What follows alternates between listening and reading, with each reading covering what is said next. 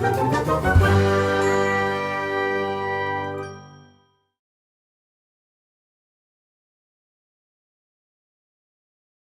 everyone!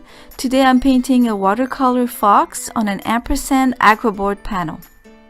I'm not going to talk about how I painted it because at this point I don't really feel I'm proficient enough with watercolors that I have a specific technique that I can teach you. It's very much still guesswork for now. But hopefully eventually with a lot more practice I'll start having more habits and more specific ways that I paint, so that I can actually explain how I do it, because right now I don't think I could explain how I did it. I don't even know myself. However, I would like to talk to you about the support I use. I didn't use watercolor paper. I used the Ampersand Aquabord, which I really like and I haven't used in quite a while. And I want to tell you why I like to use this support. So the Aquabord is a wood panel that's covered with a layer of clay. And that layer of clay is made so that it's supposed to mimic the texture of cold pressed watercolor paper. However, I don't really feel that it's really like that. It's pretty grainy. It has a lot of little dots. It's not as smooth as a watercolor paper, even a cold pressed paper. Those panels come in a variety of sizes. They also have cradle panels, so that they're kind of like, they're much thicker, and then it prevents you from having to frame your final piece. And even if with watercolor paper you have the flexibility of being able to cut your paper to the size you want, I think that with the Ampersand company you are able to contact them and they can custom cut some boards for you.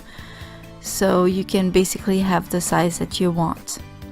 So back to the surface of the Aquabord, the clay is acid free and it absorbs watercolors just like watercolor paper. However, I found it difficult to create big washes like you do with watercolor paper. Maybe I need to practice more, I'm not sure, but to me it seems like it's harder to make even washes, like for a sky for instance. Before you use an Aquabord panel, it's recommended to flush it out. So basically you need to wet the whole surface really well, so that it releases all the air bubbles that are still trapped in the clay, so that you don't get some bad surprises later on when you apply color washes. One of the things I like is that it's a hard surface, and so you don't need to stretch it like with watercolor paper, at least the thinner ones.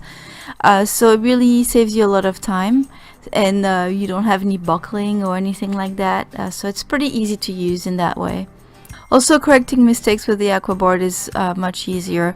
It's very easy to lift the paint from it, whether the paint is dry or if it's still wet. And so you can use the white of the board to create your highlights even if you have painted over them. Although if you use very staining pigments, sometimes it's a little bit trickier, but overall it's very easy to lift. Now, because of that, it's also important that if you want to add layers, to have a light touch, or to make sure that your previous layer is really dry, because you don't want to lift the paint that's underneath. Because of the bumpy texture of the surface, and again it's not quite the same as cold pressed paper, but anyway, because of the bumpy texture of the surface, I haven't had very good results with masking fluid. So maybe it's me, maybe I need to practice more again. But I found that the water tends to go underneath a little bit, so the areas you have saved aren't quite as clean as you may wish. But because again it's very easy to lift colors, you might not need masking fluid at all. Now, what I really love about the Ampersand boards is, and you might have noticed it as I was painting, is that it really retains the vibrancy of the colors.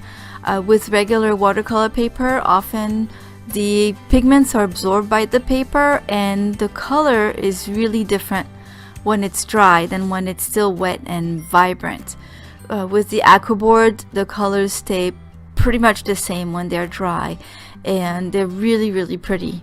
If you remember earlier, I mentioned that it's harder, I think, to make washes on the Aquabord.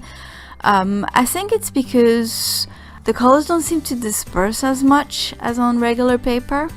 And I think to me that's an advantage to the style that I use, at least, because I'm kind of a detail freak, you might have noticed with my other videos, and I always have a hard time doing some loose watercolors because I'm not in control of the medium.